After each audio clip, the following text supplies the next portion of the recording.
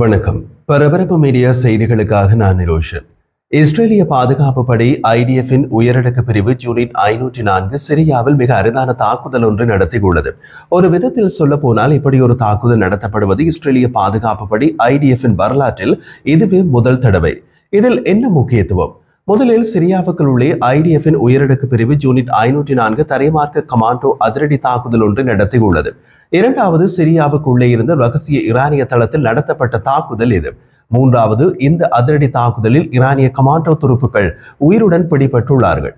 உயிருடன் பிடிபட்டு ஈரானிய கமாண்டோக்களை எல்லை கடந்து இஸ்ரேலுக்குள் கொண்டு சென்று விட்டது இஸ்ரேலிய பாதுகாப்பு படை ஐடிஎஃபின் உயரடுக்கு பிரிவு யூனிட் 504.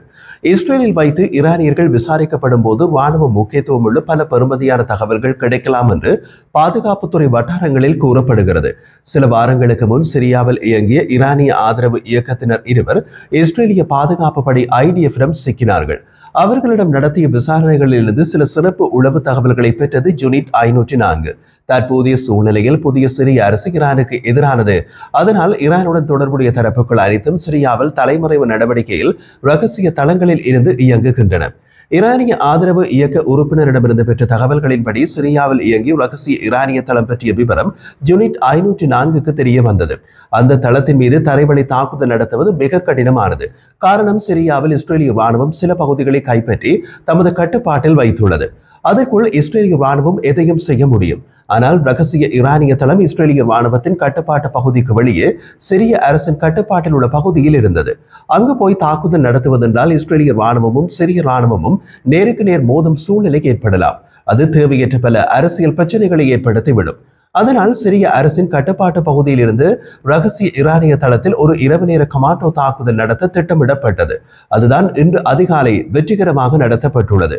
யூனிட் 504 என்பது இஸ்ரேலிய பாதுகாப்பு படை ஐடிஎஃபின் உயரடுக்கு பிரிவு என்று குறிப்பிட்டிருந்தோம். இவர்கள் உளவு பார்த்த நடவடிக்கையிலும் பயிற்சி பெற்றவர்கள், அதிரடி கமாண்டோ பயிற்சியும் பெற்றவர்கள். அதனால் யூனிட் 504 ஐடிஎஃபின் மொசாட் என்றும் அழைக்கிறார்கள். கடந்த காலத்தில் அசாத் ஆட்சி வீழ்ச்சியடைவதற்கு முன்பு சிரியாவிலிருந்து இயங்கிய ஈரானிய துருப்புக்கள் வெளிப்படையாக தளம் அமைத்து செயற்பட்டனர். அவர்கள் மீது அப்போதும் தாக்குதல்கள் நடத்தப்பட்டன. அவர்கள் மீது இஸ்ரேலிய விமானப்படை விமானங்கள் குண்டு வீசி தாக்குதல் நடத்தி கொண்டது. ஆனால் அத்தகைய ஈரானியர்களை உயிருடன் பிடிக்க முடிந்திருக்கவில்லை. காரணம், அதற்கு சிரியாவில் இஸ்ரேலிய ராணுவம் தரையில் இறங்கி தாக்குதல் நடத்த வேண்டும். சிரியாவுக்குள் அசாத் ஆட்சிக்கு ஆதரவாக ரஷ்ய ராணுவம், ஈரானிய ராணுவம், ஹெஸ்போல்லா என பல தரப்புகள் இருந்ததால் சிரியாவுக்குள் ஒரு தரை தாக்குதலுக்கான வாய்ப்பே கிடையாது. இப்போது முதல் தடவையாக அப்படி ஒரு வாய்ப்பு இஸ்ரேலுக்கு கிடைத்தது. இன்று அதிகாலை ஈரானிய கமாண்டோக்கள் உயிருடன் கைது செய்யப்பட்ட பகுதிகளில் பல துப்பாக்கிகள் மற்றும் கையெறி குண்டுகள் உட்பட ஆயுதங்களையும் ஐடிஎஃப் கண்டுபிடித்தது. அதன்பின் கைது செய்யப்பட்டவர்களையும் ஆயுதங்களையும் இன்று அதிகாலை இருளின் மறைவில் இஸ்ரேலுக்குள் கொண்டு சென்று விட்டது யூனிட் 504. இந்த அதிரடி நடவடிக்கை பற்றி சிரியாவிலிருந்து செயற்படும் இஸ்ரேலிய தளபதிகளில் ஒருவர் கூறிய போது, கோலன் ஹைட்ஸில் வசிப்பவர்கள் நிம்மதியாக தூங்குவதை உறுதி செய்வதற்காக இரவும் பகலும் நமது படைப்பிரிவுகள் களத்தில் உள்ளன. இந்த பகுதியில் தீவிரவாத அமைப்புகளையோ அல்லது விரோத சக்திகளையோ நிலைநிறுத்த நாங்கள் அனுமதிக்க மாட்டோம் என்றார். இஸ்ரேலிய பாதுகாப்பு படை ஐடிஎஃபின் உயரடுக்கு பிரிவு யூனிட் 504 லெபனான் மற்றும் காசாவிலும் செயல்படுகிறது. கடந்த வாரம் காசாவில் ஐடிஎஃபின் 401வது படைப்பிரிவு மற்றும் யூனிட் 504 ஹமாஸின் ரகசிய தளம் அமைந்திருந்த மருத்துவமனை அருகில் நடத்திய அதிரடி நடவடிக்கையின் போது ஹமாஸின் தளபதிகளில் ஒருவரான அனஸ் முகமது ஃபைஸ் அல் ஷரீப் பிடிக்கப்பட்டு விசாரணைக்காக இஸ்ரேலுக்கு மாற்றப்பட்டார். கடந்த மாதம் பல்வேறு பாலஸ்தீனிய, லெபனான் மற்றும் சிரிய போர் முறைகளில் மிகப்பெரிய பங்கை வகிக்க யூனிட் 504 மனித மற்றும் நிதி வளங்களை பெரிதும் விரிவுபடுத்துவதாக ஐடிஎஃப் அறிவித்தது. லெபனான் மற்றும் சிரியாவில் யூனிட் 504 எப்போதும் செயற்பட்டு வந்தாலும் அந்த நாடுகளில் கூட தற்போதைய போருக்கு முன்பு அதன் தடம் குறைவாக இருந்தது. ஏனெனில் அந்த நாடுகளின் எல்லைகள் குறைவாகவே இருந்தன.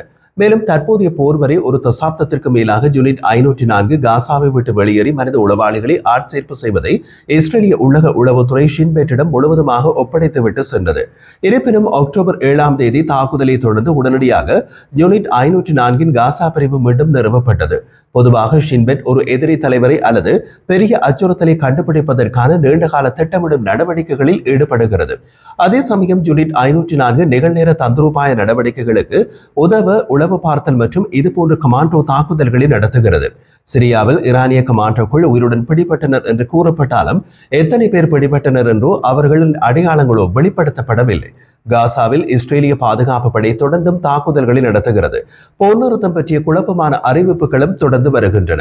காசாவில் போர் நிறுத்தம் ஒப்பந்தம் செய்து கொள்ள நாம் தயார் என்று கூறியுள்ள ஹமாஸ் அதே நேரத்தில் போர் முழுமையாக முடிவுக்கு கொண்டு வரப்பட வேண்டும் என்றும் தெரிவித்துள்ளது. காசாவில் போர் நிறுத்த ஒப்பந்தத்திற்கு இஸ்ரேல் சம்மதித்தது என அமெரிக்க ஜனாதிபதி வெளியிட்ட அறிவிப்பை தொடர்ந்து இதற்கு ஹமாஸ் சம்மதிக்குமா என்ற கேள்வி எழுந்துள்ளது. அதற்கு பதிலாகவே காசாவில் போர் நிறுத்த ஒப்பந்தம் செய்து கொள்ள நாம் தயார் என்று ஹமாஸ் கூறியுள்ளது. ஆனால் போர் முழுமையாக முடிவுக்கு கொண்டு வரப்பட வேண்டும் என்ற ஹமாஸின் நிபந்தனையை இஸ்ரேல் ஏற்றுக்கொள்ளுமா தெரியவில்லை. தொடர் போரால் காசாவின் பெரும்பகுதி தரைமட்டமாக்கப்பட்டு உள்ளது. காசாவில் வசித்து வந்த மக்களில் 90% அதிகமானோர் இடம்பெயர்ந்துள்ளனர். போரை முடிவுக்கு கொண்டு வரும் முயற்சியில் ஈடுபட்டுள்ள அமெரிக்க ஜனாதிபதி டொனால்ட் ட்ரம்ப் இருதரப்பும் தற்காலிகமாக 60 நாட்களுக்கான போர் நிறுத்த ஒப்பந்தத்தை மேற்கொள்ள வேண்டும் என்று வலியுறுத்தி வருகிறார். இருதரப்புக்கும் அவர் கொடுத்துள்ள பரிந்துரை என்ன?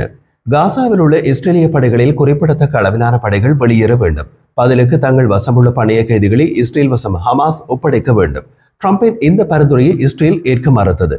ஹமாஸ் தோற்கடிக்கப்படும் வரை போர் நீடிக்கும் என்று இஸ்ரேல் தெரிவித்தது. அதன்பின் ட்ரம்ப் திடீரென்று ஒருதலைபட்சமாக வெளியிட்ட அறிவிப்பில் போர் நிறுத்த ஒப்பந்தத்திற்கு இஸ்ரேல் சம்மதம் தெரிவித்துவிட்டது என்றார். இஸ்ரேல் உண்மையிலேயே தனது சம்மதத்தை ட்ரம்புக்கு அறிவித்ததா அல்லது இதுவும் ட்ரம்பின் வளமையான தடாலடி அறிவிப்பா என்பது தெளிவாக தெரியவில்லை. ட்ரம்பின் கூற்று பற்றி இந்த காணொலியை நாம் தயாரிக்கும் நேரம் வரை இஸ்ரேல் கருத்து எதையும் தெரிவிக்கவில்லை. இந்த நிலையில் அமெரிக்காவின் முயற்சிக்கு ஹமாஸ் ஆதரவு தெரிவித்துள்ளது. இது தொடர்பாக பேசிய ஹமாஸ் அதிகாரி தாஹர் அல் நுனு ஒரு உடன்பாட்டை எட்டுவதற்கு எமது இயக்கம் தயாராகவும் தீவிரமாகவும் உள்ளது. போரை முழுமையாக முடிவுக்கு கொண்டு வருவதற்கு தெளிவாக வழிவகுக்கும் எந்த ஒரு முயற்சியினையும் ஏற்க தயாராக உள்ளது என்று தெரிவித்துள்ளார். இந்த திட்டத்தை பற்றி விவாதிக்க ஹமாஸ் தூதுக்குழு கைரோவில் எகிப்திய மற்றும் கத்தார் மத்தியஸ்தர்களை சந்திக்கும் என்று எதிர்பார்க்கப்படுகிறது. மறுபக்கத்தில் அமெரிக்க மற்றும் இஸ்ரேலிய தாக்குதல்களின் பின் ஈரானிய அணுசக்தி திட்டம் 2 ஆண்டுகள் வரை சீரழிந்ததாக பென்டகோன் கூறுகிறது. பென்டகோன் செய்தி தொடர்பாளர் சீன் பார்னர் செய்தியாளர்களுக்கு ஒரு மாநாட்டில் இந்த மதிப்பீட்டை வழங்கினார். மேலும் அதிகாரப்பூர்வ மதிப்பீடு 2 ஆண்டுகளுக்கு அதிகமாக இருக்கலாம் என்றும் கூறினார். ஜூன் 22ஆம் தேதி அமெரிக்க விமானப்படை குண்டுவீச்சு விமானங்கள் 3 ஈரானிய அணுசக்தி நிலையங்கள் மீது 30,000 பவுண்ட்ஸ் தரையடி சுரங்க வெடிப்பு குண்டுகளை பயன்படுத்தி தாக்குதல்களை நடத்தின.